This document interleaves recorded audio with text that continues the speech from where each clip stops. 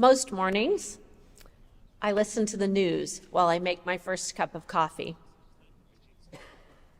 One day this week, the first 3 headlines were about new attacks by the U.S. military, new fighting in 2 world conflicts, and the U.S. presidential race, plus ongoing news about Gaza and Ukraine, extreme weather across the U.S., and natural disasters worldwide. I wanted to go back to bed. News media headlines that get our attention by triggering our fear, our anxiety, or our anger. That's how they do it. And those emotions leave us feeling on edge and empty, which keeps us coming back for more news and more details. If news outlets told us joyful and life-affirming stories, we might find ourselves satisfied and they would have no market. So instead, they paint an ominous picture of our world, one that easily triggers despair. As Christians, living lives rooted in God's good news, we recognize and name those voices of despair that attempt to drain us of God's vision for us and the world. Which is why a quote from environmentalist and author Paul Hawken captured my attention. Hope only makes sense when it doesn't make sense to be hopeful.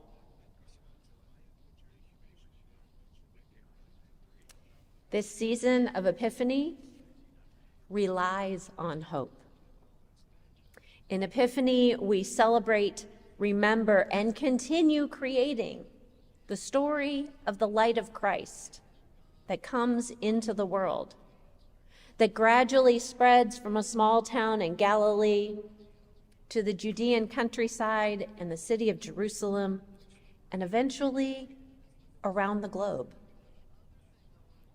That unlikely light spreads by word of mouth, from person to person, igniting the hope of God's unfailing love and forgiveness for every person.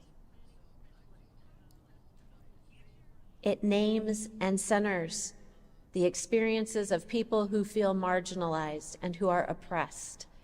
And it promises God's promise of peace on earth for all people, at all times and in all places, even in our world today. Just as we cannot know the brightness of a star without the darkness, we cannot know hope without seemingly impossible situations. Hope doesn't make any sense when things are going well. Hoping for things to continue to go well is just the status quo. Hope, by definition, is a feeling of desire or expectation, which implies we're hoping for something more than already exists. Hope gets excited about possibilities.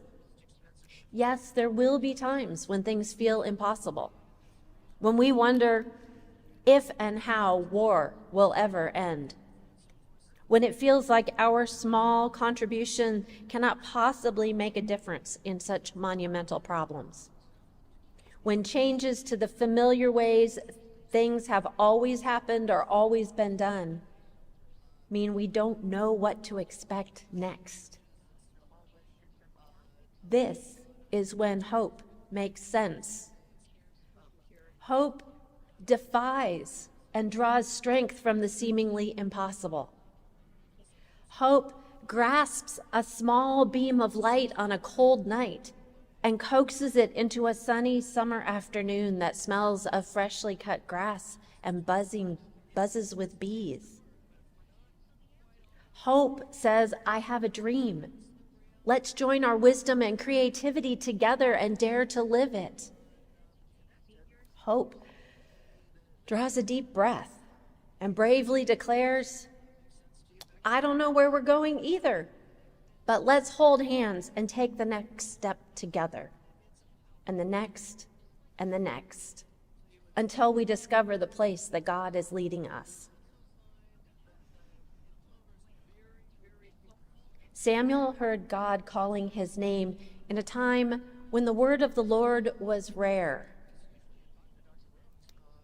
And in Jesus' time, the Roman Empire occupied a land with a long history among the tribes of Israel. 1,000 years separate those two stories, and another 2,000 separates us from Jesus. The human experience of feeling alone, spiritually alone and abandoned, spans the millennia. And in each case, God's voice breaks through the despair. A familiar voice calling our name in the night, waiting for us to say, here I am, use me. A friend inviting us to leave our assumptions and well-reasoned objections under the fig tree and come and see. In Jesus, God offers the promise, the hope of peace. In the world, in the form of full and just life for all people, and peace in our hearts manifest as grace and forgiveness, gratitude and joy. We respond to God's promise by encouraging one another in faith. Encouraging. En means within. Withining courage. Sharing the courage we have within us and drawing out or building up courage within one another. Samuel's friend and mentor, Eli, tells him to listen and respond when God calls. And Nathaniel's friend Philip says, dude, you got to come and see for yourself what God is doing through this unlikely teacher from that small town of Nazareth. From small and humble beginnings, God's good news spreads throughout the world. If those first disciples, James and John, Peter, Philip, and Nathaniel, if they had not summoned their curiosity and courage to come together in community and journey with Jesus, we would not be sitting here today.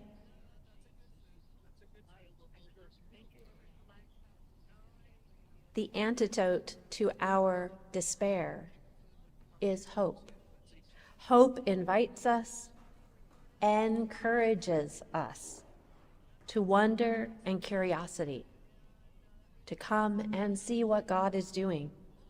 And God invites us to be bright beacons of that hope for our world, sharing God's vision of peace and inviting people into it. Let your light shine.